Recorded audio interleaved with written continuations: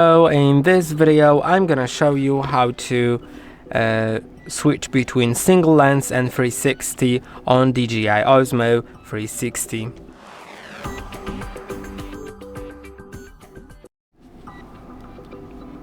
To do it, click on the button in bottom left corner. Now you can set 360 or single lens. In both 360 and single lens, you can select photo, video, or some additional modes like boost video and single lens, or super night, selfie mode, vortex, or also the time lapse in 360. Now when I set it to video in single lens you can switch the lens that you're recording with by double clicking on the square button.